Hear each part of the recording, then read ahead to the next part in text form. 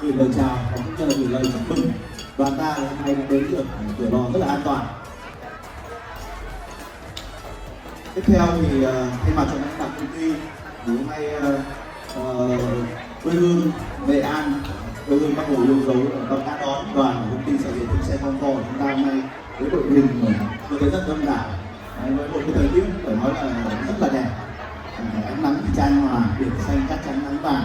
Và Cửa Lò thì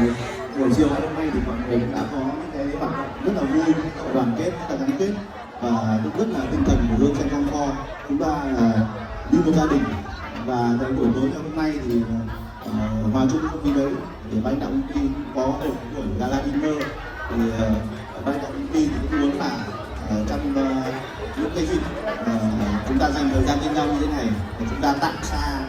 cái khoan máy sợ ấm cúng của chúng ta tạm xa những cái máy hơi bông, tạm xa những máy chải, máy ghép, máy thô, máy con, máy ống. Và hôm nay cũng là một cái niềm vui lớn khi mà tất cả cán bộ công nhân viên và đặc biệt hơn nữa là cũng có những người thân của cán bộ công nhân viên chúng ta dành cho nhau những thời gian ngoài cái thời gian mà công việc chúng ta gặp nhau, chúng ta làm việc với nhau ở công ty. Thì chúng tôi cũng muốn là chúng ta có nhiều những dịp như thế này để tất cả mọi người có khoảng thời gian mình tạm gác lại công việc, mình giao lưu với nhau, mình gắn bó với nhau và mình dành cho nhau những thời gian. Tôi cảm thấy những cái thời gian như này nó thật sự là đáng quý và đáng trân trọng và là những kỷ niệm đẹp. Đấy, để làm sao chúng ta tăng cường cái giao lưu, tăng cường gắn kết. Công ty chủ tịch và tổng đốc luôn mong muốn là chúng ta là một đại gia đình lớn. Và về phía ban lãnh đạo công ty thì chúng tôi cũng cảm ơn toàn thể cán bộ công nhân viên trong 6 tháng vừa qua cũng đã nỗ lực làm việc hết mình. Và chúng ta đã đạt được những quả nhất định. Và những cái dịp như thế này thì chúng tôi cũng luôn mong muốn là gia đình, người thân của cán bộ công nhân viên có thể là một cái phần quan trọng, luôn luôn đồng hành, luôn luôn động viên cán bộ công nhân viên của công ty Hương Xe Conco là yên tâm làm việc, yên tâm công viên.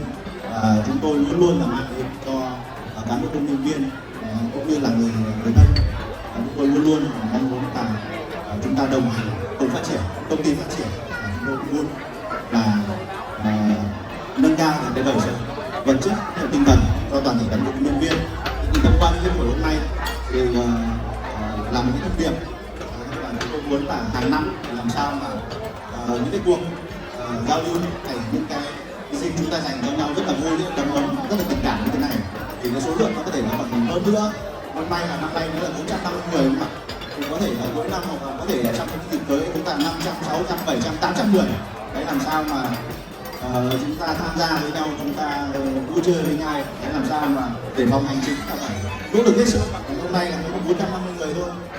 cuối năm là 800 người, phòng hành chính bận rộn hơn nữa, phòng tài chính kế toán phải vào đầu bút tay hơn nữa. Làm sao mà để đời sống cán bộ công nhân viên thật sự là tốt. Và trước khi dừng lời thì tôi cũng mong muốn là đúng như tinh thần của buổi gala ngày hôm nay, thì sau buổi hôm nay thì chúng ta sẽ dừng nhau hơn, đoàn kết hơn, yêu thương hơn, gắn kết hơn và quay lại công việc. Thì chúng ta hy vọng cuối năm 2016 chúng ta cũng sẽ